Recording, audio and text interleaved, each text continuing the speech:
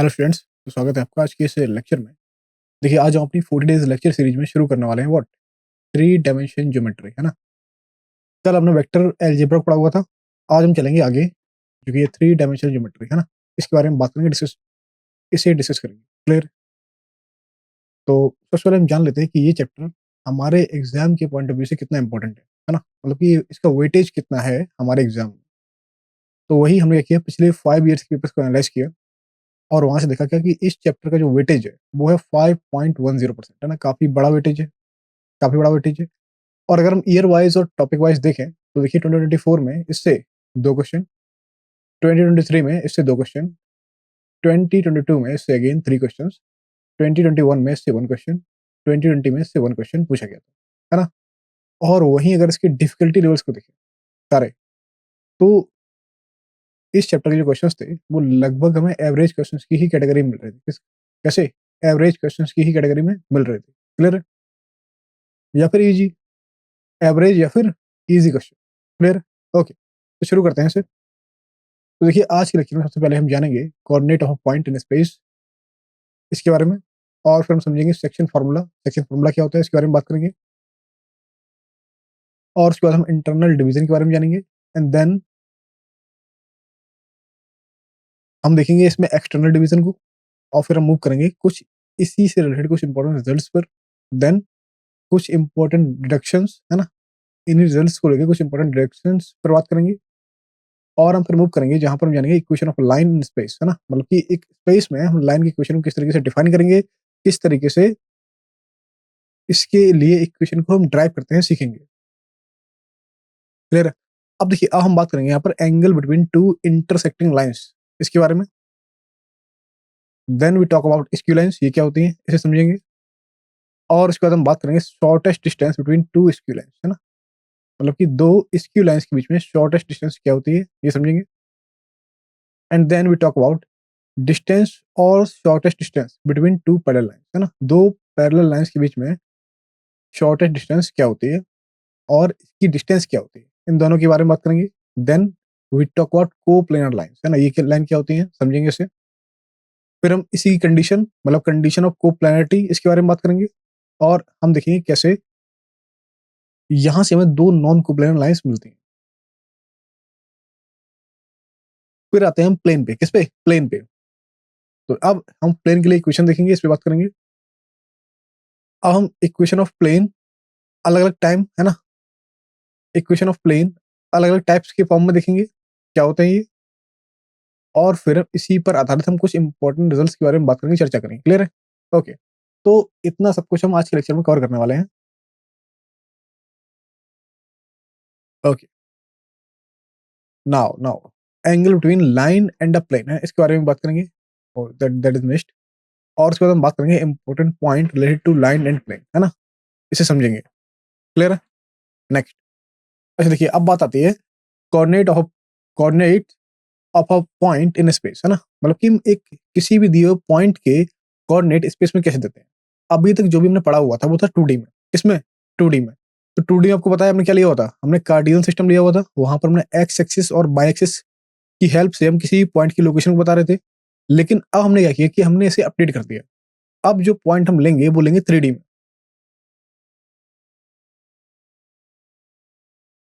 तो जो पॉइंट की लोकेशन हम एक्स वाई कोऑर्डिनेट को लेकर दिखा रहे थे, अभी एक्स वाई जेड कोऑर्डिनेट हो जाएंगे हमारे पास, क्योंकि कोऑर्डिनेट एक्सिस जो होंगी वो एक्स वाई और जेड हो जाएंगी। मतलब कि जो हाइट है वो भी आ जाएगी। क्लियर है? तो मान लीजिए हमारे पास पॉइंट है पी, जिसके कोऑर्डिनेट्स दे रखे हैं एक्स वाई एंड जेड, इस फॉर्म में, है ना। यहां पर हमें ऑरिजिन दे रखा है ओ, जिसके कोऑर्डिनेट्स हैं 0 0 0, इस फॉर्म में। क्लियर है? तो अगर इस फिगर से देखें तो यहां से अगर हम इस पॉइंट ए डैश, इसके कोऑर्डिनेट्स निकालेंगे, देखिए ये पॉइंट कहां पर, ये पॉइंट हमारा बाई जेड प्लेन में लाई कर रहा है ना, बाई जेड प्लेन में। तो हम जानते हैं कि बाई जेड प्लेन में एक्स कोऑर्डिनेट हमेशा 0 होगा, मतलब कि ए डैश केवल बाई और जेड कोऑर्डिनेट मिलेगा, है ना। इसी तरीके से अगर हम कोई पॉइंट लेते हैं सी, जो कि एक्स बाई कोऑर्डिनेट्स में है, तो अगेन इसमें हमारा जेड कोऑर्डिनेट इसका 0 हो जाएगा, तो हमें सी डैश मिलेगा जो कि होगा एक्स बाई एंड 0 के फॉर्म में। क्लियर है? अच्छा, अब अगर हम देखें एक्स और जेड कोऑर्डिनेट में, किसमें, एक्स और जेड कोऑर्डिनेट्स में, इसमें क्या होने वाला है, इसमें देखिए जो पॉइंट मिलेगा बी डैश, ये क्या होगा, ये होगा एक्स जीरो और Z form. Clear, x zero और जेड फॉर्म। तो जो एक्स एक्सिस पर होने वाले पॉइंट्स हैं उन्हें हम लेते हैं ए एक्स जीरो जीरो फॉर्म में, और इस बाई एक्सिस के जो पॉइंट्स हैं उन्हें हम लेते हैं बी, जो कि होते हैं जीरो बाई जीरो फॉर्म में, और जेड एक्सिस वाले पॉइंट्स को हम लेते हैं zero zero Z form. Clear है सभी को।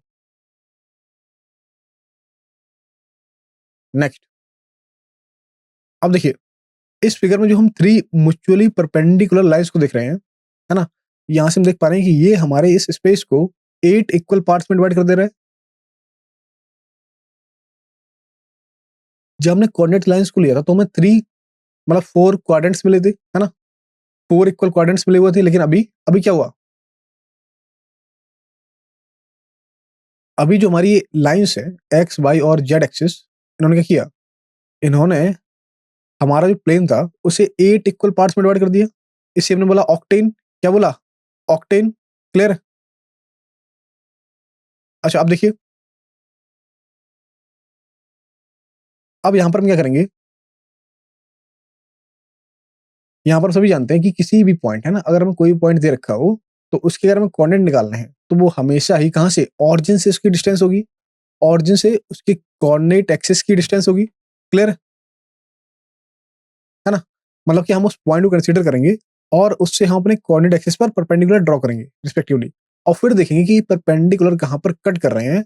इससे हम बता पाए कि ये पॉइंट, है ना, इसकी लोकेशन क्या है, ये एग्जैक्टली कहां पर लाई कर रहा है with respect to this coordinate axis, है ना। ये सब हम पहले ही पढ़ चुके हैं, जान चुके हैं, लेकिन फिर भी एक बार वापस से। ओके, देखिए यहां से हमारे पास जो एक्सिस है वो हमने ले रखी थी एक्स वाई और जेड एक्सिस फॉर्म में, है ना। और अगर हम इन्हीं एक्सिस पर, इन्हीं कोऑर्डिनेट एक्सिस पर कोई पॉइंट कंसीडर करते हैं, मान लीजिए कि आप एक्स एक्सिस पर एक पॉइंट को ले रहे हैं, है ना, तो एक्स एक्सिस पर जो पॉइंट होगा उसका बाई और जेड कोऑर्डिनेट कैसा होगा, जीरो होगा। तो इससे जो पॉइंट हमें मिलने वाला है वो होगा एक्स जीरो जीरो फॉर्म में, है ना। और अगर यही चीज हम बाई पर करें, बाई एक्सिस पर अगर हम यही काम करें तो इसका एक्स और जेड, है ना, ये कोऑर्डिनेट जीरो होगा, तो हमें जीरो बाई जीरो इस फॉर्म में पॉइंट मिलेगा, है ना। और अगर ऐसा ही सेम किसके लिए हुआ, अगर हमें कोई पॉइंट चाहिए कहां पर, जेड एक्सिस पर, है ना, जेड एक्सिस, तो इसके जो कोऑर्डिनेट्स मिलेंगे हमें वो जीरो जीरो जेड फॉर्म में मिलेंगे। क्लियर है, किसमें, जीरो जीरो जेड फॉर्म, है ना। अच्छा, और अगर हमने पॉइंट पी ले लिया किसी इसी प्लेन में, है ना, पॉइंट पी ले लिया हमने अपने इसी प्लेन में या फिर किसी ऑक्टेन में, तो इस पॉइंट के जो कोऑर्डिनेट है वो एक्स वाई जेड फॉर्म में होंगे, जैसे कि हमने यहाँ पर दिखाया हुआ है अपने फिगर में। क्लियर। ओके, तो देखिए हम सभी ने 2D केस में जाना था कैसे हम दो पॉइंट्स के बीच की डिस्टेंस निकालते हैं। वहां पर हमारे पास कोऑर्डिनेट्स, अगर हमें कोई भी दो पॉइंट दे रखे हैं, उसके कोऑर्डिनेट्स दे रखे हैं, है ना, तो वहां से हम जानते थे कि उसकी, उन दोनों ही पॉइंट्स के बीच की डिस्टेंस हम कैसे निकालेंगे। हमने क्या किया था, हमने रिस्पेक्टिव एक्स कोऑर्डिनेट और वाई कोऑर्डिनेट को माइनस किया, उसका स्क्वायर किया और हमने उसका स्क्वायर रूट ले लिया, है ना। क्लियर है,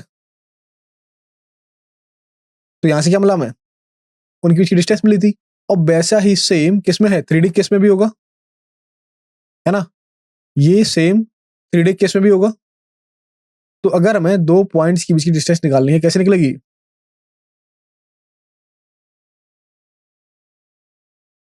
बताइए।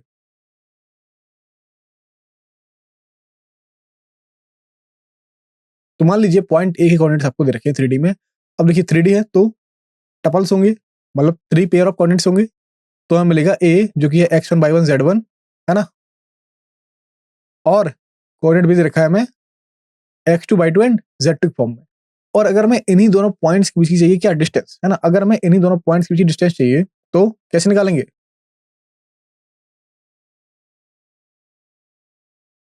बताइए। देखिए वहां हमने क्या किया था, हमने हमारे पास 2 पॉइंट्स थे, तो हमने रिस्पेक्टिव पॉइंट्स को घटाया, उसका स्क्वायर किया, उसका स्क्वायर रूट ले लिया, है ना, सभी को जोड़ के। ऐसे ही सेम हम यहाँ करने वाले हैं। तो रिस्पेक्टिव एक्स कोऑर्डिनेट्स को घटाएंगे, तो हमें मिलेगा x2 माइनस x1 इसका स्क्वायर कर दिया, प्लस y2 माइनस y1 का स्क्वायर कर दिया, प्लस z2 माइनस z1 का स्क्वायर कर दिया, और पूरे का स्क्वायर रूट ले लिया।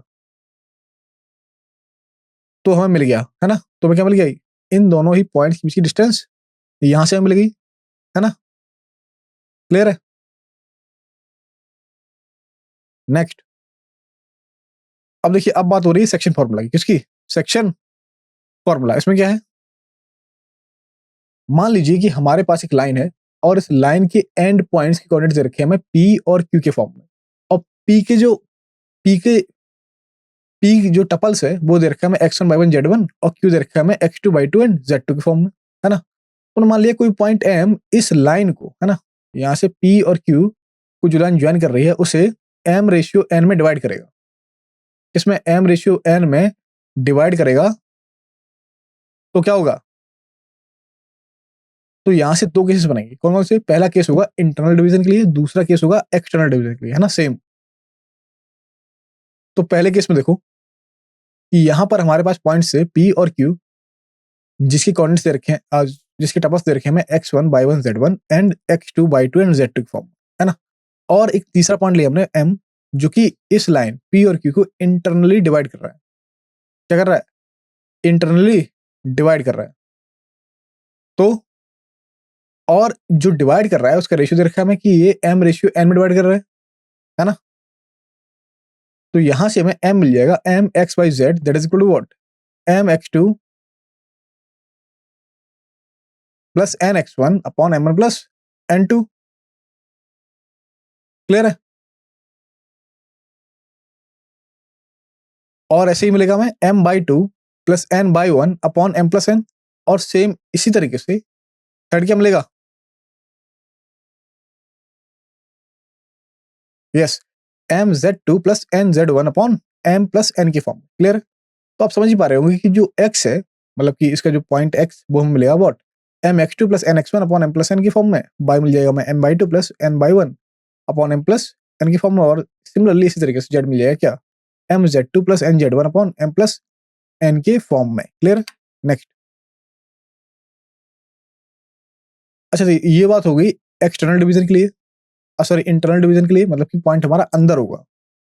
अब बात आ रही है एक्सटर्नल डिवीजन के लिए। यहाँ पर एक्सटर्नल डिवीजन हम किस तरीके से लेंगे? क्लियर है। तो देखिए, पॉइंट था पी और क्यू, पी के टपल्स दे रखे हैं x1 y1 z1, और क्यू के टपल्स दे रखे हैं हमें x2 y2 एंड z2। और तीसरा पॉइंट ले लिया हमने m, जो कि बाहर है, x बाई z की फॉर्म में। क्लियर है। तो यहां से देखिए कि ये पॉइंट कौन सा, m, इन इस लाइन को m रेशियो n में अगेन एक्सटर्नली डिवाइड कर रहा है। कैसे एक्सटर्नली डिवाइड कर रहा है? फिर तो अगर हम यहां से m निकालें तो हमें m मिलेगा what, m x y z that is equal to what, that is equal to m x2 minus n x1 upon m minus n, है ना। और इसका सेकंड कोऑर्डिनेट मिलेगा हमें m y two minus n y one upon m minus n। और इसी का तीसरा कोऑर्डिनेट हमें मिलेगा m z2 minus n z1 upon m minus n। मतलब कि यहाँ से जो x होगा वो मिल जाएगा m x2 minus n x1 upon m minus n, और जो y होगा वो हमें सिंपली मिलेगा m y two minus n y one upon m minus n। और जो z होगा वो सिंपली मिलेगा व्हाट, क्या मिलेगा यहाँ से, yes, m z2 minus n z1 upon m minus n की फॉर्म में। क्लियर है सभी को। नेक्स्ट, अब देखिए 2D केस में भी हमने मिड पॉइंट निकाला हुआ था, है ना। वहां पर 2 पॉइंट दिए गए थे, और उन दोनों पॉइंट के बीच में हमें एक जो पॉइंट मिल रहा था उसे हमने बोला था मिड पॉइंट। और इसे निकालने के लिए एक बहुत ही सिंपल सा फॉर्मूला था। वो क्या था कि रिस्पेक्टिव कोऑर्डिनेट्स को ऐड करो, दो से डिवाइड कर दो, है ना। तो सेम 3D में हुआ क्या कि अब जो कोऑर्डिनेट्स थे वो बन गया टपल्स, मतलब कि दो की जगह पर तीन कोऑर्डिनेट्स आ रहे हैं, पॉइंट्स आ रहे हैं हमारे पास, है ना, जो भी टपल्स आ रहा है। तो हमें मिल रहा है व्हाट, पी जो पॉइंट है वो हमें मिला x1 y1 z1 की फॉर्म में, पी की पोजीशन, और क्यू की पोजीशन हमने ले रखी है x2 y2 एंड z2। हमने मान लिया कि इन दोनों ही लाइन को ज्वाइन करने वाली लाइन का मिड पॉइंट दे रखा है हमें m। क्या दे रखा है, m।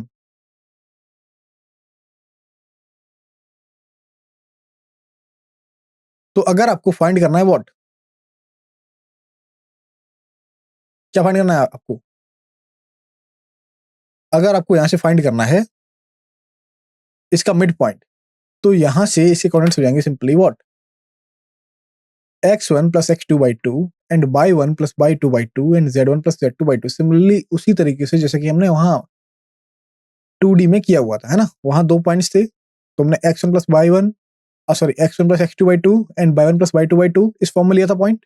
लेकिन अभी क्या हुआ, क्योंकि हमारे पास 3 पॉइंट्स हैं, कितने हैं, 3 पॉइंट्स, तो अब इन तीनों को मतलब जो हमें P और Q का मिड पॉइंट मिलेगा वो डबल्स की फॉर्म में मिलेगा, है ना, 3 पॉइंट्स होंगे वहां पे। तो पहला पॉइंट मिलेगा what, x1 plus x2 by 2 की फॉर्म में, दूसरा मिलेगा y1 plus y2 by 2 की फॉर्म में, तीसरा पॉइंट इसमें मिल जाएगा z1 plus z2 by 2 की फॉर्म में। क्लियर है? Okay next. अब देखिए इसी पर आधारित हम कुछ इंपॉर्टेंट रिजल्ट्स के बारे में बात करेंगे। क्लियर है?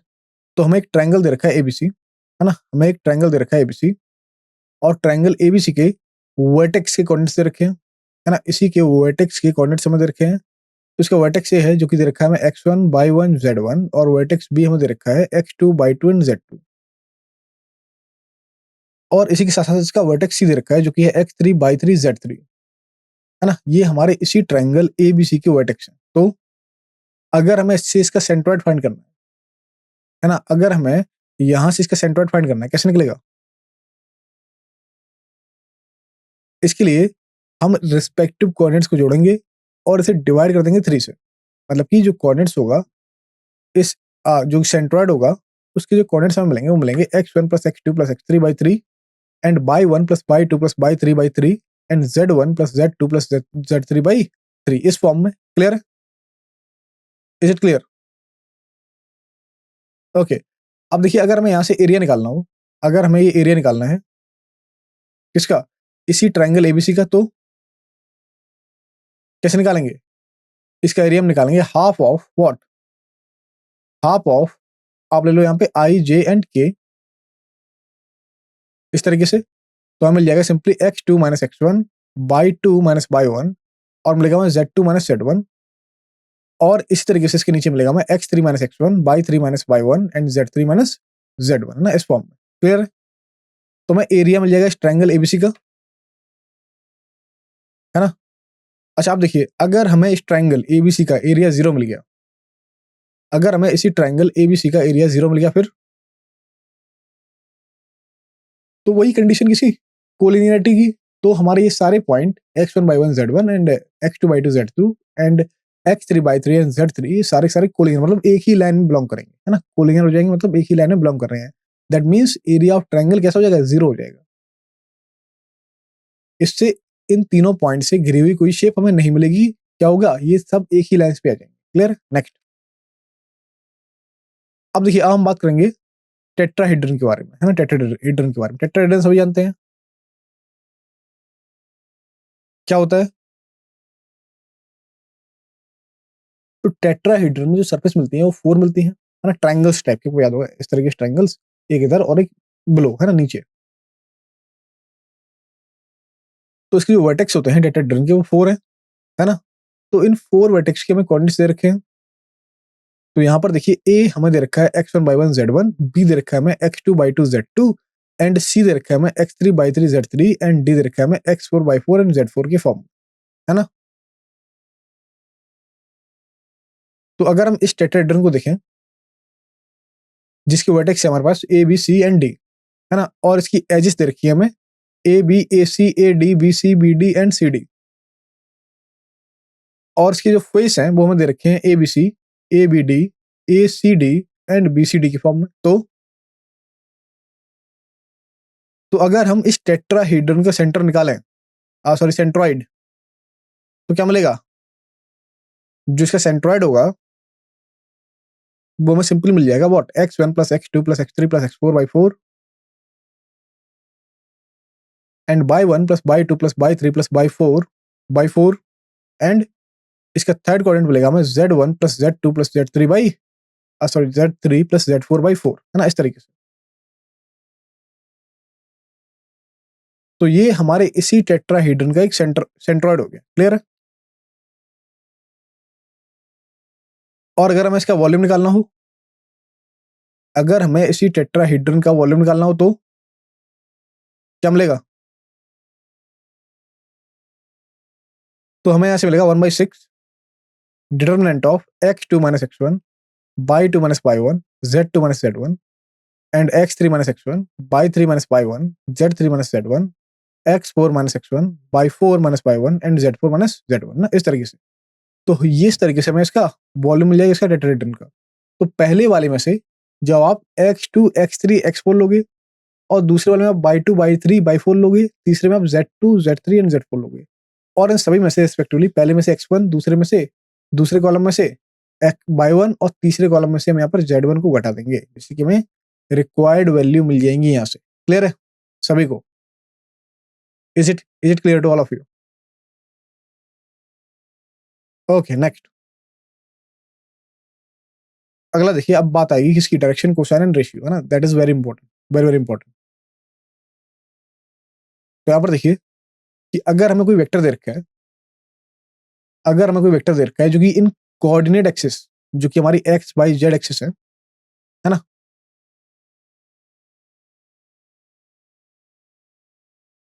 तो यहां पर हम एक पॉइंट ले लेते हैं पी, और हमने पॉइंट पी लिया अपने इसी कोऑर्डिनेट एक्सिस पे, और हमने पॉइंट पी को ओ से ज्वाइन कर दिया। तो जो वेक्टर हमें मिला ये हमारी इसी इन्हीं पॉजिटिव कोऑर्डिनेट एक्सिस के साथ, मान लीजिए alpha beta and gamma, x axis के साथ अल्फा, वाई के साथ बीटा एंड जेड के साथ गामा एंगल बना रहा है।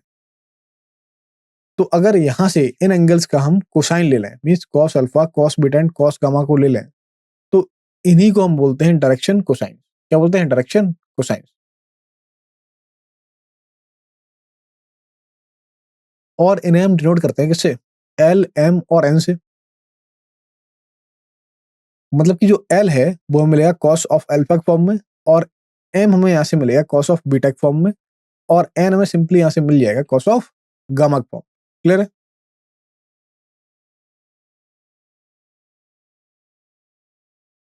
अच्छा, अब देखिए, अब कुछ नंबर एबीसी में ले लिए जो कि एल, एम और एन के प्रोपोर्शनल है ना। हमने एबीसी कोई नंबर ले लिए जो कि एल, एम और एन के प्रोपोर्शनल है। तो इन नंबर्स एबीसी को हम बोलते हैं डायरेक्शन रेशियो। क्या बोलते हैं? Direction ratio. क्लियर है? और यहां पर ये जिस वेक्टर के प्रोपोर्शनल होते हैं वो हमें दे रखा है L by A, that is equal to M by B and that is equal to N by C, है ना। ध्यान रखना है इसे। ओके, अब देखिए इसी पर आधारित हम एक और इंपॉर्टेंट रिजल्ट देखेंगे। क्या?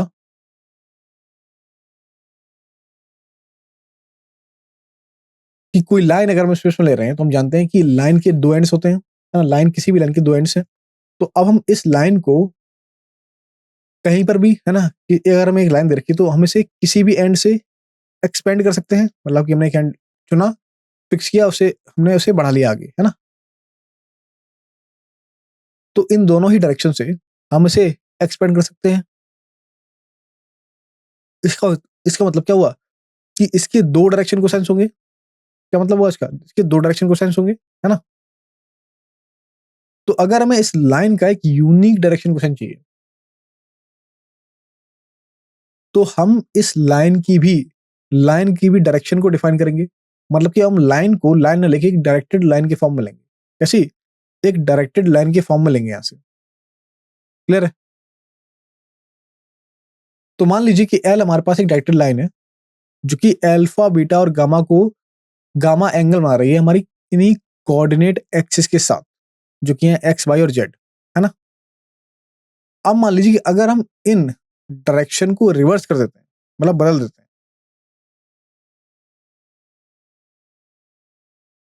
तो इसके डायरेक्शन एंगल को हम इन सप्लीमेंट एंगल से रिप्लेस कर देते हैं। मीन्स हम इसके एंगल को, जो हमने अल्फा बीटा गामा लिया हुआ था, अब उन्हें लेंगे इसके supplement, means pi minus alpha, pi minus beta and pi minus gamma के फॉर्म। क्लियर है? Is it? ओके, अब देखिए, अब मान लीजिए हमारे पास एक ऐसी लाइन है जो कि ऑरिजिन के थ्रू पास ही नहीं कर रही है। अब हमने यहां पर एक ऐसी लाइन ली जो कि इस ऑरिजिन के थ्रू पास ही नहीं कर रही है। तो अगर हम एक लाइन को इस ऑरिजिन के थ्रू ड्रॉ कर रहे हैं, है ना, और ये लाइन इसी एक दी हुई लाइन के पैरेलल है।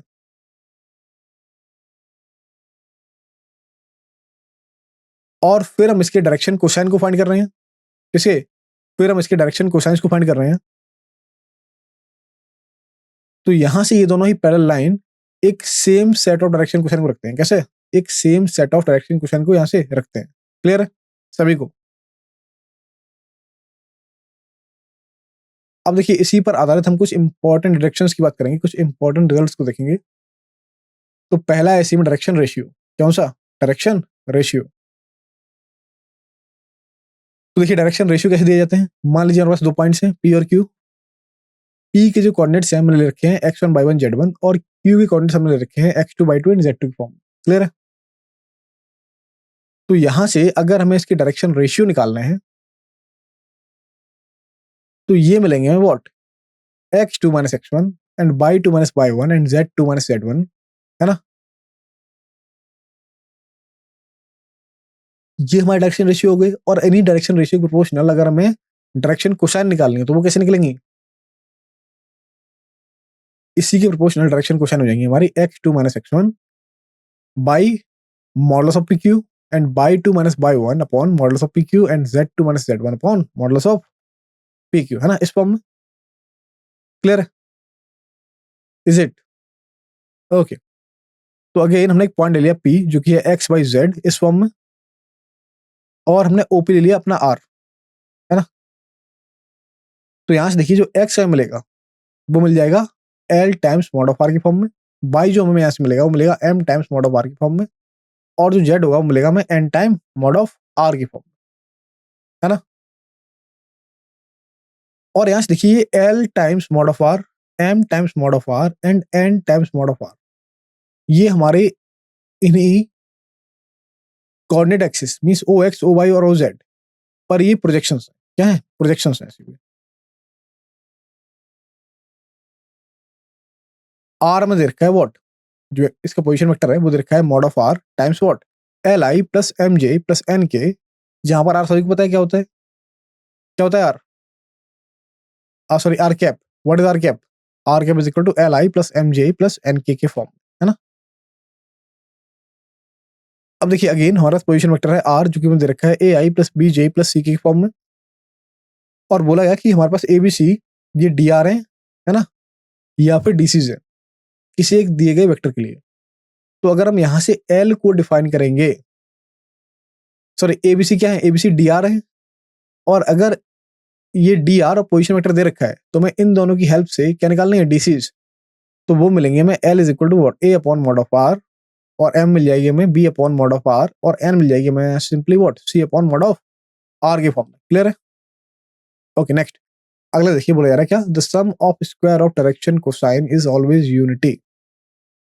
मतलब कि अगर हम डायरेक्शन कोसाइंस को इन सभी को इंडिविजुअली स्क्वायर कर दें और उसके बाद इन सभी को आपस में ऐड कर दें तो जो सम होगा वो हमेशा ही यूनिटी मिलेगा। कितना मिलेगा? 1 के इक्वल। क्लियर है? नेक्स्ट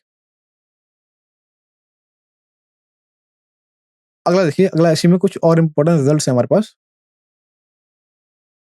ध्यान रखना क्या कि डायरेक्शन कोसाइन है ना, किसी भी लाइन के लिए डायरेक्शन कोसाइन तो यूनिक होंगे, लेकिन डायरेक्शन रेशियो कभी भी यूनिक नहीं होते, क्योंकि ये रेशियो है तो ये कई सारे है ना, इनफाइनिटी में नहीं हो सकते हैं किसी भी दी गई पर्टिकुलर लाइन के लिए।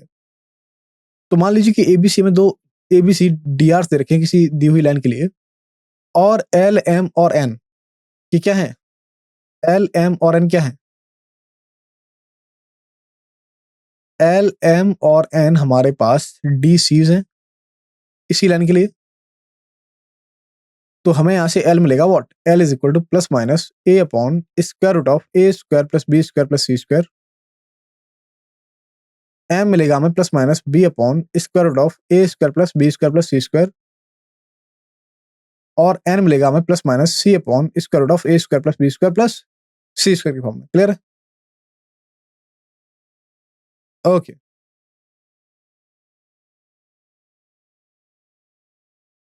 अब देखिए हमारे पास एक लाइन है ना, और हमें और हमें बोला जा रहा है कि ये लाइन हमारी कोऑर्डिनेट एक्सिस के साथ इक्वली इंक्लाइंड है। कैसी? हमारी कोऑर्डिनेट एक्सिस के साथ सेम एंगल बना रही है, मींस इक्वली इंक्लाइंड है। तो अगर हम यहाँ से इसके डीसीज को फाइंड करेंगे, क्या मिलेगा हमें? इस लाइन के जो डीसीज होंगे वो हमें मिलेंगे plus minus 1 by square root of 3 and plus minus 1 by square root of 3 and plus minus 1 by square root of 3, इस फॉर्म में, है ना? अब देखिए, अगर हमें एल, एम और एन हमारी एक लाइन के डीसीज दिए जा रहे हों, तो हमें अगर इसकी minimum value, sorry maximum value चाहिए, तो हम कैसे निकालेंगे? ये हमेशा ही प्रोडक्ट ऑफ डीसीज होता है। कितना? Product of DCs. तो उस लाइन की जो मैक्सिमम वैल्यू होगी वो क्या होगी? Product of DCs. तो हमें मिलेगा l times m times n is equal to what? 1/3 product of 3। Clear? Next. अब देखिए, हम ऐसी लाइन के इक्वेशन फाइंड करेंगे क्योंकि स्पेस में, वो भी वेक्टर फॉर्म में। कैसे फॉर्म में? वेक्टर फॉर्म में।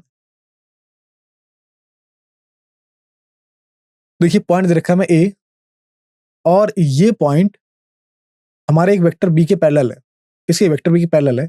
तो इस लाइन का अगर हम वेक्टर इक्वेशन ले रहे हैं, मतलब पोजीशन वेक्टर ले रहे हैं, तो वो मिलेगा ए प्लस लैम्डा बी के फॉर्म में। किस फॉर्म में? ए प्लस लैम्डा बी के फॉर्म में। अच्छा, अब देखिए,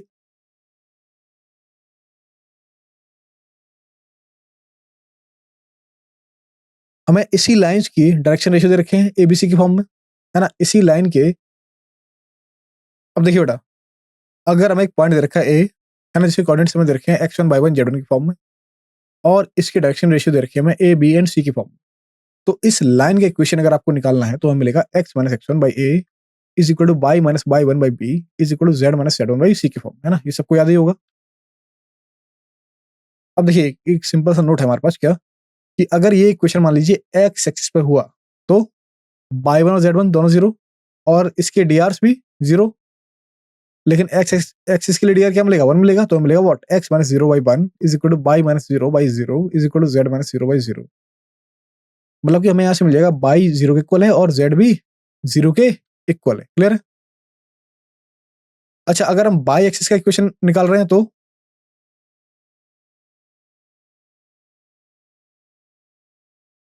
अगर हम बाई एक्सिस का इक्वेशन निकाल रहे हैं तो हमें क्या मिलेगा? तो हमें मिलेगा x minus zero by zero by minus zero by one, है ना? यहाँ पर वन आ जाएगा क्योंकि बाई एक्सिस के लिए है। और इसी तरीके से हमें मिलेगा z minus zero by zero, और यहां से मिल जाएगा x is equal to zero, या फिर z is equal to zero, इस फॉर्म में। क्लियर? अच्छा, अगर हम इसी से इक्वेशन ऑफ जेड एक्सिस निकालें, मीन्स जेड एक्सिस के लिए इक्वेशन निकालें, तो क्या मिलेगा एवरीवन?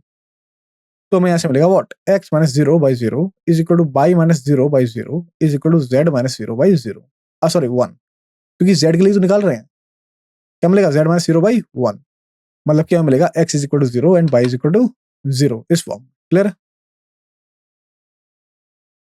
अच्छा, अगर मान लीजिए मैं दो पॉइंट्स दे रखे हैं, एक पॉइंट है ए, दूसरा पॉइंट है बी। पहला पॉइंट ए जिसके कोऑर्डिनेट्स हैं, सॉरी, जिसके कोऑर्डिनेट्स टपल्स हैं x1 y1 z1, और बी दे रखा है हमें जो कि है x2 y2 and z2 position पे, है ना? तो अगर हमारी ये लाइन इन दोनों ही पॉइंट के थ्रू पास हो रही है, इससे पास कर रही है, तो इसका इक्वेशन हमें मिलता है what? x minus x one upon x2 minus x one is equal to by minus by one upon y two minus by one is equal to what? Is equal to z minus Z one upon z2 minus Z one, ना, इस form में। अच्छा, अगर हम इसका vector form लिखें, अगर हम इसी का एक वेक्टर फॉर्म लिखें तो क्या मिलेगा हमें? तो इसका वेक्टर फॉर्म आर हमें मिल जाएगा what? A plus lambda times B minus A, है ना? A plus lambda times B minus A, इस फॉर्म में। क्लियर है? अच्छा, अगर हमें इसका पैरामीट्रिक इक्वेशन निकालना है, अगर हमें इसी लाइन का पैरामीट्रिक इक्वेशन निकालना है जो कि पास कर रही है किससे? पॉइंट A1 A2 A3 से, जिसके डी सीज हमें दे रखे हैं जो कि है एल एम और एम, है ना? तो यहां से हमें एक्स मिलेगा A1 plus L R, by मिलेगा हमें A2 प्लस एम आर, और जेड मिलेगा हमें A3 प्लस एन आर की फॉर्म। क्लियर?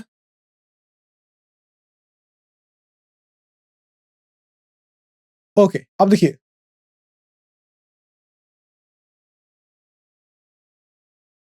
अगर हमें मान लीजिए एंगल फाइंड करना है अगेन दो इंटरसेक्टिंग लाइंस के बीच में, जिसके डायरेक्शन रेशियो हमें दे रखे हैं, क्या है? पहला है A1 B1 C1, दूसरा है A2 B2 C2। तो अगर हमें यहां से निकालना है कॉस थीटा, क्या मिलेगा हमें? कॉस थीटा मिलेगा यहाँ से A1 A2 plus B1 B2 plus C1 C2 upon square root of a1 square plus b1 square plus c1 square into a2 square plus b2 square plus c2 square, इस form में। Clear? Is it clear to all of you? Next, अब देखिए, अब बात आ रही है condition for parallel lines, है ना। यहां पर हम जानेंगे पैरेलल लाइंस के लिए क्या कंडीशन है। Is it clear to all of you? तो अगर हमसे कंडीशन ऑफ पैरेलल लाइंस पूछी जाए जहां पर उस लाइन के, उन दोनों ही लाइंस के डी आर में दे रखे हैं, तो उनका रेशियो कैसा होना चाहिए? उन दोनों ही डी आर के रिस्पेक्टिव रेशियो कैसे होना चाहिए? सेम होना चाहिए। मतलब कि a1 by a2 that is equal to what, b1 by b2 that is equal to c1 by c2, ये मिलना चाहिए हमें। क्लियर है? अगला, अगर यही दोनों लाइंस परपेंडिकुलर हुई फिर क्या रिलेशन मिलेगा? अगर ये दोनों लाइंस अब परपेंडिकुलर हो गई फिर, तो यहां से इन डीआर्स, इन रिस्पेक्टिव डीआर्स का प्रोडक्ट हमें मिलेगा what, a1 times a2 plus b1 times b2 plus c1 times c2 is equal to 0, है ना, इस फॉर्म में। क्लियर है? नेक्स्ट, अच्छा अब देखिए, हमारे पास दो लाइंस हैं जिनके डीसी हमें दे रखे हैं L1 M1 N1 और L2 M2 N2, और हमें इन दोनों ही लाइंस के बीच में एंगल को बताना है। क्या होगा? किसे बताना है? एंगल को। ध्यान रखिएगा, थीटा हमें हमेशा मिलेगा what, theta is equal to cos inverse L1 L2 plus M1 M2 plus N1 N2 form में, और वहीं अगर हम देखें थीटा, तो वो मिलेगा what, sine inverse square root of M1 N2 minus M2 N1 का square plus N1 L2 minus L1 N2 का whole square plus L1 M2 minus L2 M2 का whole square. Clear? Is it clear to all of you? Okay, next, इसी तरीके से अगर ये lines parallel हैं फिर, तो डीसी में क्या रिलेशन होगा? डीआर में तो देख लिया हमने रिलेशन, डीसी में भी वही सेम रिलेशन, क्या कि L1 by L2 is equal to M1 by M2 is equal to what, N1 by N2, इस फॉर्म में मिल जाएगा। क्लियर है सभी को? नेक्स्ट, अच्छा अब इसे देखिए, अगर हमें डीसीज दे रखी हो और इससे आपको पता लगाना है, बताना है कि अगर ये लाइंस परपेंडिकुलर है, तो उस केस में हमें इन डीसीज में क्या रिलेशन मिलेगा? बताइए क्या मिलेगा? हमें यहां से मिलेगा L1 into L2 plus M1 into M2 plus N1 into N2 is equal to 0, है ना, इस फॉर्म में। क्लियर है? तो ये तो होगी condition for perpendicular lines. Clear है? नेक्स्ट, अब देखिए, एक बहुत ही इंपॉर्टेंट नोट्स है हमारे पास। क्या है? अगर मान लीजिए आपके पास एक क्यूब है, क्या है क्यूब, तो हम जानते हैं क्यूब में डायगोनल्स होते हैं, दो डायगोनल्स होते हैं क्यूब्स में। तो अगर हमसे पूछा जाए कि इन्हीं क्यूब्स के बीच, इन दोनों क्यूब्स के जो डायगोनल्स हैं, इनके बीच का एंगल कितना है, तो वो एंगल हमेशा मिलता है हमें cos इनवर्स 1/3 की फॉर्म में। ध्यान रखना है इसे। और अगर वही पूछ दिया जाए कि एक एक डायगोनल और एक फेस, है ना, एक डायगोनल और एक फेस, इसके बीच क्या एंगल बनेगा, तो ये एंगल बनता है cos inverse square root of 2/3 इस फॉर्म में। और वही हमसे पूछा जाए अगेन क्या, कि हमें बताना है एंगल जो कि क्यूब के डायगोनल और एक एज के बीच में बन रहा है, तो ये क्या बनता है सभी? ये बनता है cos inverse 1 by square root of 3 इस फॉर्म में। क्लियर? अच्छा आप देखिए, मान लीजिए कि हमारे पास एक स्ट्रेट लाइन है जो कि एंगल बना रही है अल्फा बीटा गामा और डेल्टा, किससे? क्यूब के डायगोनल्स के साथ। कौन सा एंगल बना रही है? Alpha beta gamma and delta. तो हमें यहाँ से मिलेगा what, cos square alpha plus cos square beta plus cos square gamma plus cos square delta that is equal to what, that is equal to 4/3, है ना, इस फॉर्म में।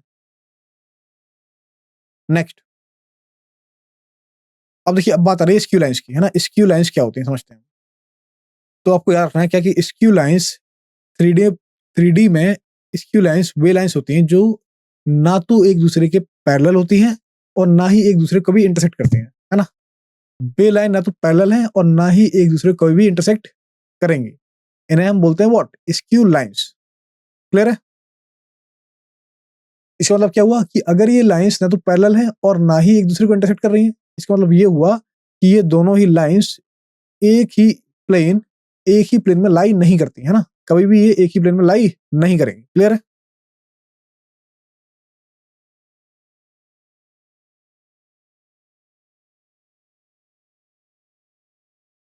अब देखिए बात आ रही है क्या कि अगर हमें दो स्क्यू लाइंस दे रखी हैं और इनके बीच की में शॉर्टेस्ट डिस्टेंस निकालनी है,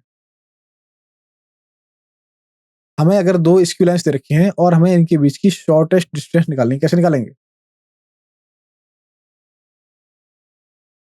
यहां पर हमने L1 और L2 दो स्क्यू लाइंस ले ली, है ना? तो अब देखिए कि अब यहां पर हमें केवल एक परपेंडिकुलर लाइन मिलेगी इन दोनों के बीच में, जो कि एक्चुअल में इनकी बीच की डिस्टेंस होगी, है ना? इन दोनों ही लाइन L1 और L2 की। तो इसी परपेंडिकुलर डिस्टेंस को जो कि इनके बीच में है, इन दोनों ही स्क्यू लाइंस की, इसे हम बोलते हैं what? Shortest distance between these two lines. Clear है? अब मान लीजिए हमारा लाइन थी L1 और L2, है ना? और इसके बीच की डिस्टेंस हमने निकाल ली PQ।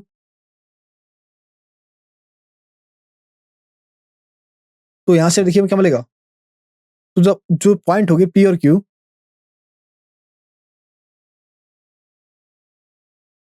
तो यहां पर जो शॉर्टेस्ट डिस्टेंस होगी वो हमारे इन्हीं पॉइंट्स P और Q पर कट करेगी। क्लियर?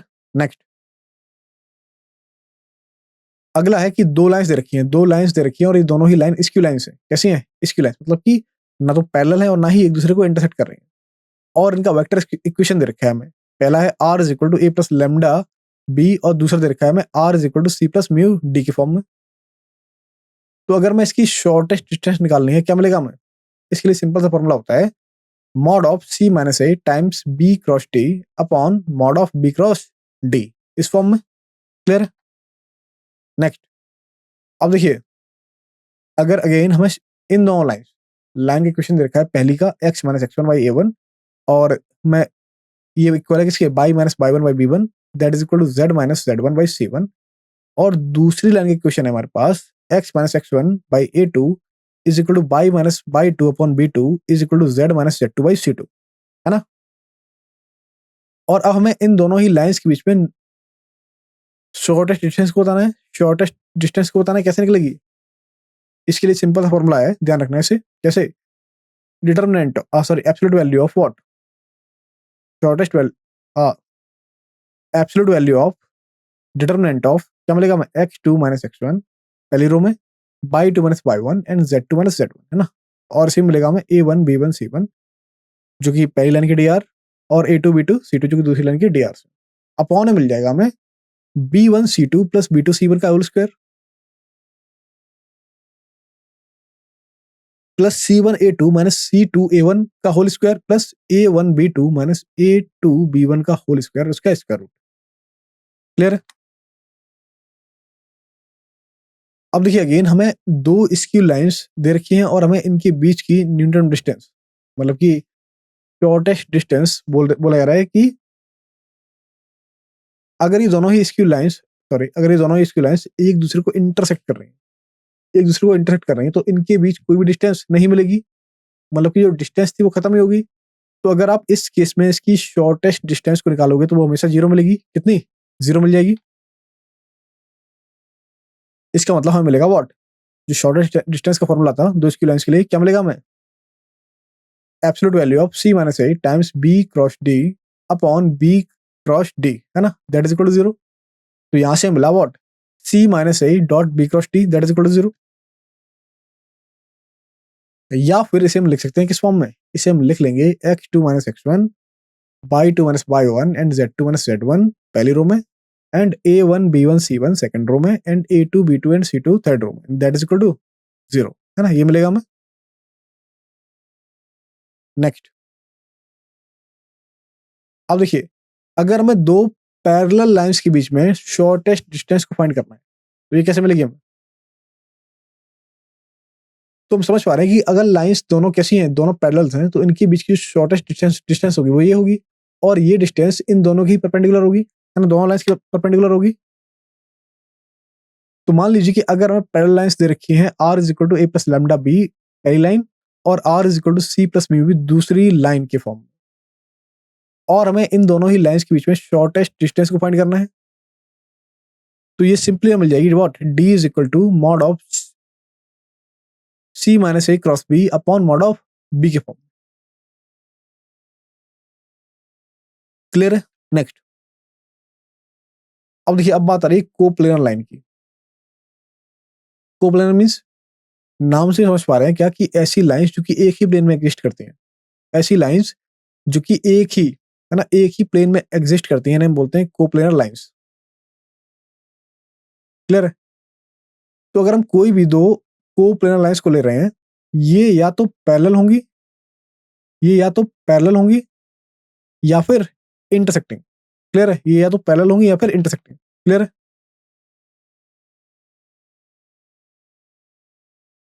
अगला देखिए, अब देखिए हम बात करने वाले हैं condition for coplanarity of two non coplanar line. मतलब कि ये दो नॉन कोप्लेनर लाइंस हैं, इनकी कोप्लेनरिटी के लिए क्या कंडीशन है। दो लाइंस हमें दे रखी हैं, R is equal to A plus lambda B, और दूसरी लाइन दे रखी है हमें R is equal to C plus mu D के फॉर्म में, है ना। ये दोनों ही लाइंस कोप्लेनर हैं या फिर इंटरसेक्टिंग। कब कब होगा? जब हमें मिलेगा C minus A dot B cross D is equal to zero. मतलब कि यहां से अगर देखें आप, C into B cross D क्या है, ये मिल जाएगा बॉक्स ऑफ वॉट, एबीडी इस फॉर्म में, है ना। तो हमें सिंपली मिल गया एबीडी का box is equal to what, इसे हम लिख सकते हैं बॉक्स ऑफ सीबी डी की फॉर्म, है ना। अच्छा देखिए अनदर पॉइंट, हमें लाइंस दे रखी हैं x minus x one by L one that is equal to by minus by one by M one that is equal to Z minus Z one by N one. ये एक line होगी, और दूसरी line दे रखी है हमें x minus X two by L two is equal to by minus by two upon M two is equal to Z minus Z two upon N two, है ना। ये दो लाइन्स हैं और ये दोनों ही लाइन्स कोप्लेनर हैं। कैसी? कोप्लेनर। ध्यान रखिए इसका डिटरमिनेंट जो कि है X two minus x one by two minus by one and Z two minus Z one. इसकी सेकंड रो में मिलेगा हमें L one M one N one, इसकी थर्ड रो में मिलेगा हमें L two M two N two. इसका determinant हमेशा ही जीरो के इक्वल होगा। क्लियर है? Next, okay now now we talk about plane, है ना। प्लेन क्या होता है? तो ध्यान रखिए प्लेन प्लेन एक सरफेस है। तो यहां से प्लेन एक ऐसी सरफेस है कि इस पर अगर हम कोई भी दो पॉइंट लें, है ना, कोई भी दो पॉइंट लें, तो इन दोनों ही पॉइंट को ज्वाइन करने वाली लाइन हमेशा ही पूरी तरीके से इसी में लाई कर जाए, है ना। इसी में लाई कर जाए, इसी सरफेस में लाई कर जाए। क्लियर है? तो उसी सरफेस को हम बोलते हैं व्हाट, प्लेन। तो ये फॉर्मल डेफिनेशन होगी प्लेन की, है ना। अब देखते हैं इसी पर रिलेटेड कुछ रिजल्ट्स को, है ना, इससे इसी पर बेस्ड कुछ रिजल्ट्स को। तो अगर आप प्लेन का जनरल इक्वेशन लिखना है तो वो होता है हमारे पास A X plus B Y plus C Z plus D is equal to zero, इस फॉर्म में, है ना। प्लेन का जो जनरल इक्वेशन है वो दिया जाता है किस फॉर्म में, A X plus B Y plus C Z plus D is equal to zero form में। जहां पर हमें याद रखना है कि हमेशा A square plus B square plus C square ये जीरो इक्वल नहीं होता, है ना। और एबीसी क्या है यहाँ पे, ये हमारी डी आर है, और ये डी आर इस प्लेन के नॉर्मल होगी, इस प्लेन के नॉर्मल होगी। अब मान लीजिए कि हमारा प्लेन ऑरिजिन पर ही है या फिर ऑरिजिन के थ्रू पास कर रहा है, तो क्या होगा इसका इक्वेशन, इसका इक्वेशन हमें मिलेगा A X plus B Y plus C Z is equal to zero form. Clear है? नेक्स्ट, अब देखिए हम ऐसे प्लेन्स ले रहे हैं जो कि हमारे कोऑर्डिनेट प्लेन्स के पैरेलल हैं, मतलब कि ये कोऑर्डिनेट एक्सिस के परपेंडिकुलर होंगे, ऑब्वियस है ना। तो पहला मिला हमें एक्स इज इक्वल टू के, जो कि हमारे इस प्लेन कौन सा, बाई और जेड इसके पैरेलल है। दूसरा प्लेन हमें मिला बाई इज इक्वल टू के, जो कि जेड ओ एक्स इसके पैरेलल है। और तीसरा प्लेन हमें यहाँ से मिलेगा जेड इज इक्वल टू के, जो कि एक्स ओ बाई इस प्लेन के पैरेलल है। क्लियर है? अच्छा अब देखिए हम कुछ प्लेन्स के बारे में बात करेंगे जो कि हमारी कोऑर्डिनेट एक्सिस के पैरेलल है। तो हमें क्या मिलेगा यहाँ से, अब देखिए B Y plus C Z plus D is equal to zero, ये एक्स एक्सिस के पैरेलल प्लेन का इक्वेशन है। इस तरीके से अगर हम बाई एक्सिस के पैरेलल प्लेन का इक्वेशन लिखें तो वो मिलेगा A X plus C Z plus D is equal to zero. और बिल्कुल सेम इसी तरीके से अगर हम जेड एक्सिस के पैरेलल प्लेन का इक्वेशन लिखें तो हमें मिलेगा what, A X plus B Y plus D is equal to zero form. Clear है? ओके, तो अब मान लीजिए कि ए बी सी हमारे इंटरसेप्ट है ना, हमारे प्लेन के इंटरसेप्ट है कोऑर्डिनेट एक्सिस के साथ। तो इस प्लेन का इक्वेशन सीधा हम देते हैं x by A plus by by B plus Z by C is equal to 1 से। किससे? x by A plus by by B plus Z by C is equal to 1 से। क्लियर है? Next. Okay, अब देखिए, और यहाँ पर ध्यान रखना है क्या कि ये हमारी कोऑर्डिनेट एक्सिस के साथ पॉइंट ए जो कि है a 0 0 और पॉइंट बी जो कि है हमारे पास 0 b 0 और पॉइंट सी जो कि हमारे पास है 0 0 सी, इस पे मीट करता है ना। अब देखिए, अब इसका थर्ड पॉइंट समझिए। बोला जा रहा है क्या कि if L M and N are D C of normal to the plane, है ना। एल एम और एन हमें दे रखी है डीसीज। क्या दे रखी है? डीसीज, जो कि इस प्लेन के नॉर्मल है। और पी दे रखी है, पी इज व्हाट? पी हमारी डिस्टेंस है इस ऑरिजिन से प्लेन तक की। पी डिस्टेंस है कहां से कहां तक की? ऑरिजिन से प्लेन तक की। तो अब इस प्लेन का हमें जो इक्वेशन मिलेगा वो क्या मिलेगा? वो मिलेगा L X plus M Y plus N Z is equal to P के फॉर्म में। क्या मिल रहा है? L X plus M Y plus N Z is equal to P के फॉर्म में ये इक्वेशन हमें मिल जाएगा। क्लियर है? नेक्स्ट। अच्छा, अगर हम अपने प्लेन से अपनी कोऑर्डिनेट एक्सिस पर एक फुट ऑफ परपेंडिकुलर डालते हैं, तो इसके जो कोऑर्डिनेट्स होंगे वो हमें मिलेंगे simply L P N M P N P के फॉर्म में, है ना। एल पी एम पी और एन पी के फॉर्म में, ध्यान रखना है। Okay, next. अब बोला जा रहा है क्या कि अगर ओ एन को हमने अपने प्लेन पर एक नॉर्मल ले लिया और ओ एन कहां से पास हो रहा है? ऑरिजिन से, है ना। तो हमने ओ एन ऑरिजिन से एक ऐसी लाइन खींची जो कि हमारे इस प्लेन पर एक नॉर्मल है ना। तो हमने यहाँ पर एन कैप ले लिया। ये एन कैप ओ एन की डायरेक्शन में क्या है? एक यूनिट वेक्टर है, सभी जानते हैं हम। तो ओ एन हमें मिल जाएगा what? N times sorry P times N cap, है ना। और इसी तरीके से अगर हम इस प्लेन का इक्वेशन फाइंड करना चाहें तो मिलेगा what? R cap into N cap is equal to P, है ना। R cap into N cap is equal to P के फॉर्म में, जहां पर आर सभी जानते हैं। इसी का पोजीशन वेक्टर है, क्या मिलेगा? X I plus by J plus Z के फॉर्म में। क्लियर है सभी को? ओके, देखिए बेटा, क्वेश्चंस काफी हमने कवर कर लिया है, चलते हैं थ्योरी की तरफ, है ना। तो थ्योरी। ओके, देखिए क्वेश्चन वन, देखिए क्वेश्चन वन में बोला जा रहा है कि if the orthocentre and centroid of a triangle are, मैं पर एक ट्राइंगल है जिसके ऑर्थो सेंटर और सेंट्रॉइड इसके कोऑर्डिनेट्स दे रखे हैं। क्या है वो पहला कोऑर्डिनेट है हमारे पास इससे ऑर्थो सेंटर का, जो कि है -3 5 एंड 1, और सेंट्रॉइड दे रखा है हमें 3 3 -1, है ना। तो हमसे पूछा जा रहा है कि इसका सरकम सेंटर क्या होगा। हमें इस ट्राइंगल का सरकम सेंटर फाइंड करना है। यहाँ पे क्या मिलेगा? वी हैव 4 ऑप्शन, बताइए क्या मिलेगा इसका circumcentre. Try it everyone.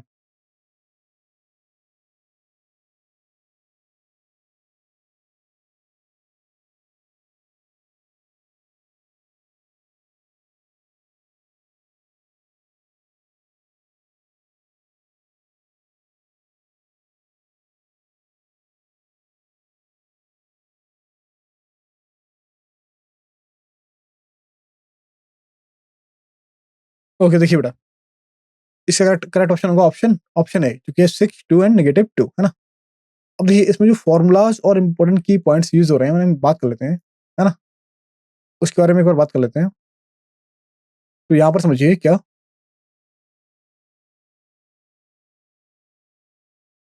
कि हम सभी जानते हैं क्या कि सेंट्रॉइड सेंट्रॉइड जी हमारी इस लाइन जो कि ऑर्थो सेंटर और सरकम सेंटर को ज्वाइन करती है, इसे 2:1 में डिवाइड करती है। तो यहाँ से जी जो मिलेगा हमें, क्या मिलेगा? 2 times O plus 1 times H by 3, 2 + 1, है ना, बाई 3, सेक्शन फॉर्मूला। तो ये रिलेशन पता है क्या? G is equal to 2 times O plus H by 3। Okay, तो इसी का यूज करेंगे हम इसे सॉल्व करने में, है ना। अगर ये आपको पता है तो क्वेश्चन आपके लिए आसान हो गया, अदरवाइज यू विल सफर। तो यहाँ में क्या मिलेगा? यहाँ दे रखा है ऑर्थो सेंटर जो कि एच है, और हमें दे रखा है -3 5 एंड 1 इसके टपल्स, और सेंट्रोइड का टपल्स दे रखा है जी जो कि है 3 3 एंड -1 की फॉर्म। क्या है? 3 3 एंड -1 की फॉर्म। रिलेशन यूज करेंगे, क्या रिलेशन है? 3g is equal to twice O plus H, ये form. 3g is equal to twice O plus H इस फॉर्म में है। तो यहां से मिलेगा 3 इंटू जी की value. What is the value of G? G दे रखा है 3 3 -1 प्लस 2 ओ तो निकालना ही है, प्लस एच दे रखा है -3 5 एंड 1 की फॉर्म में। यहाँ पर देखिए क्या मिलेगा हमें, तो ओ की वैल्यू सिंपली यहाँ से मिलेगी 9 + 3/2 एंड -5 + 9/2 एंड -3 -1/2। सिंपली देखिए 3 को मल्टीप्लाई किया इसमें हमने, उसके बाद इसे इस वैल्यू में से इसे माइनस किया, उसके बाद 2 से डिवाइड कर दिया, तो ओ की वैल्यू ये मिल गई, है ना। अब देखिए सॉल्व सॉल्व करेंगे इसे, तो ओ मिल जाएगा सिंपली हमें 6, 2 एंड -2। तो which option? Yes, option option A. Clear है। नेक्स्ट, अगला क्वेश्चन है आपके पास, a line makes the same angle theta with each of X and Z Z axis. कोई लाइन है जो कि एक्स और जेड एक्सिस के साथ वही सेम एंगल थीटा बना रही है ना। If the angle beta which is make with by axis, तो यहाँ पर जो एंगल बीटा दे रखा है वो कुछ इस तरीके का है कि sign square beta 3 sine square theta के इक्वल है। तो हमें यहाँ से कॉस स्क्वायर थीटा की वैल्यू निकालनी है, क्या होगी बताइए सारे। ट्राइट, प्लीज ट्राइट।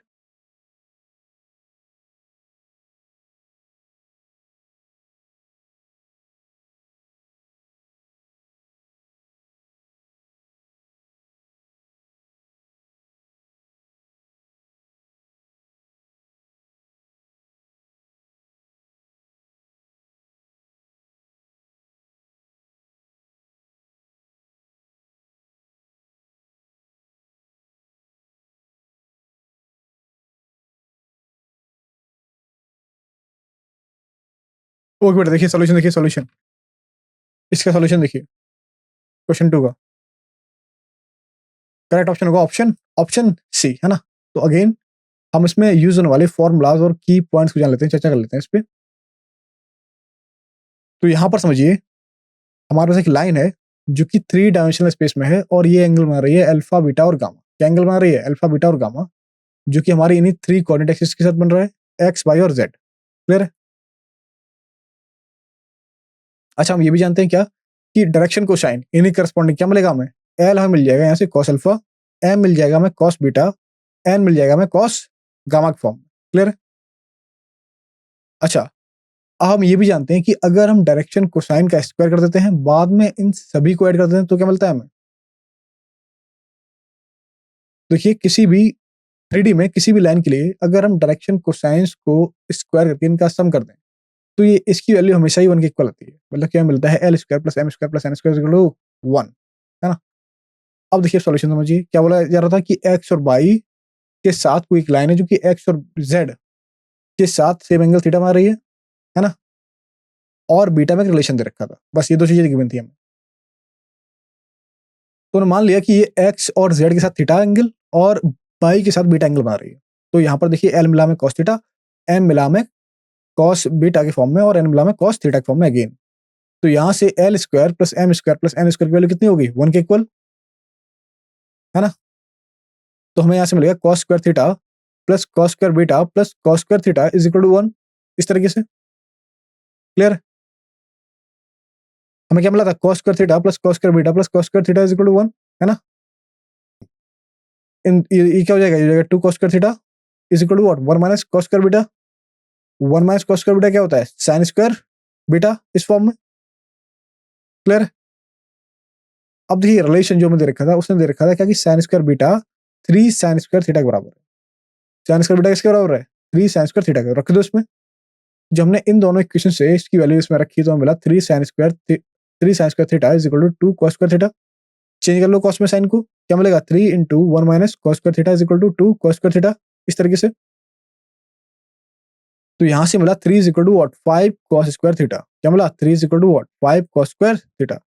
तो कॉस स्क्वायर थीटा की वैल्यू हमें सिंपली मिली 3/5। क्या मिली, 3/5। क्लियर है सभी को। तो कौन सा option, option what, option C, है ना। Next,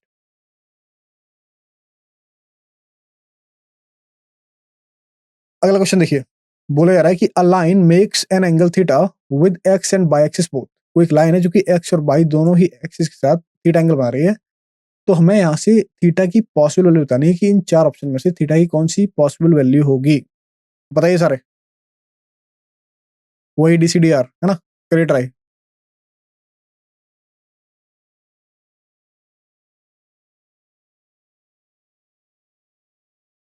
do it.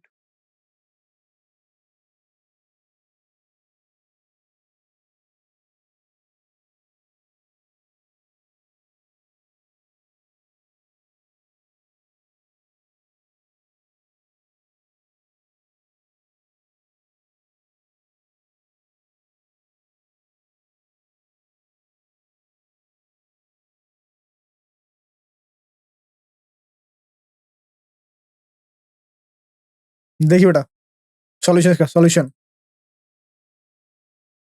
Correct option होगा ऑप्शन ऑप्शन सी, है ना? क्या होगा? Option C. अब इसी से related formula and key points को समझ लेते हैं क्या है। डायरेक्शन क्वेश्चन सभी जानते हैं क्या होते हैं, है ना? कि अगर हमारी कोई लाइन एक्स वाई और जेड इन्हीं पॉजिटिव एक्सिस के साथ अल्फा बीटा और गामा एंगल बना रही है, तो इन्हीं कोसाइंस को हम बोलते हैं डायरेक्शन कोसाइंस, है ना? तो यहाँ से हमें एल मिलता है कॉस अल्फा, एम मिलता है कॉस बीटा और एन मिलता है कॉस गामा के फॉर्म में, है ना?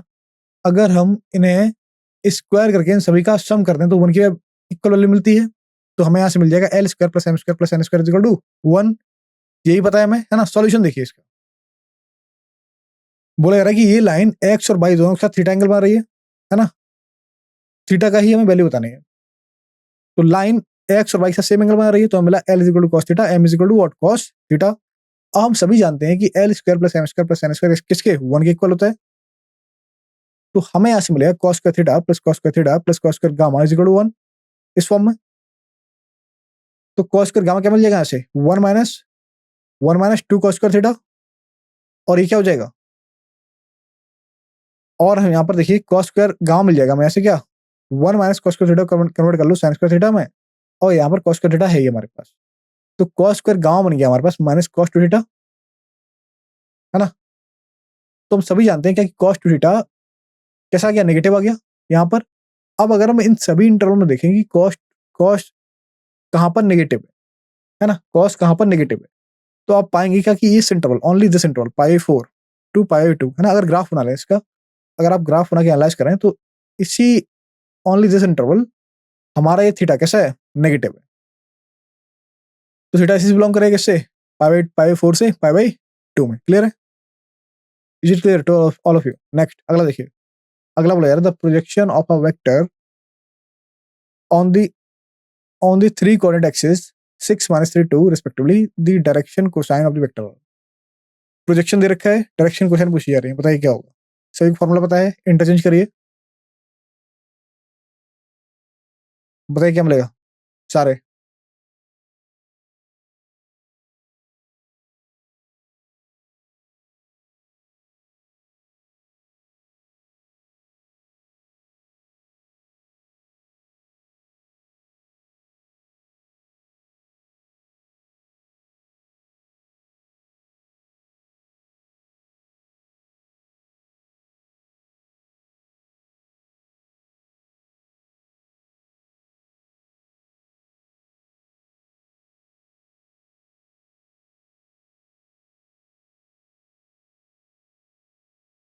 ओके देखिए सॉल्यूशन, देखिए सॉल्यूशन इसका करेक्ट ऑप्शन होगा ऑप्शन सी, जो कि है 6/7 माइनस 3/7 एंड 2/7 इस फॉर्म में, है ना?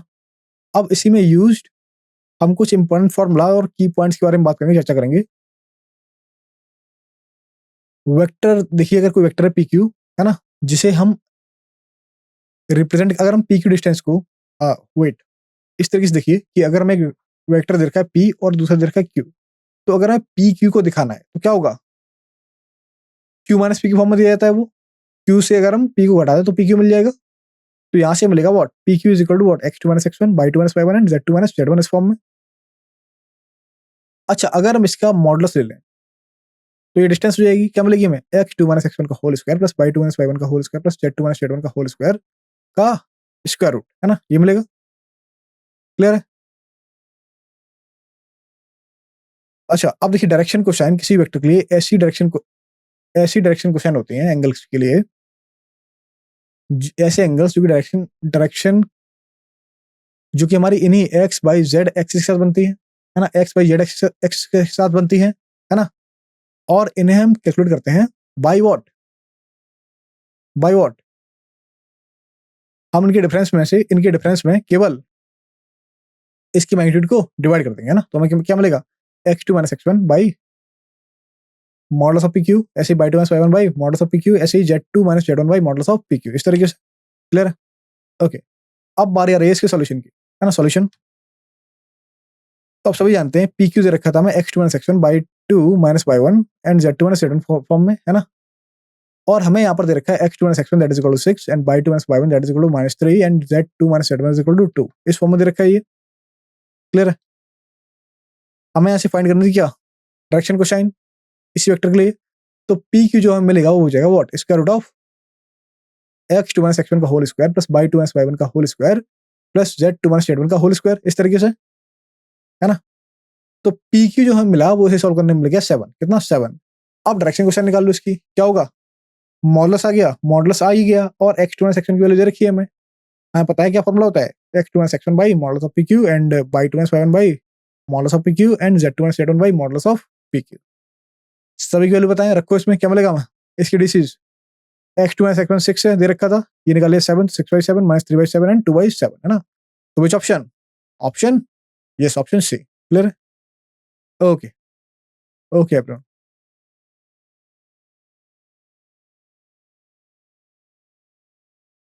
सो बेटा आज की क्लास को हम यहीं पे समाप्त करेंगे, है ना। तो thank you very much, thank you very much.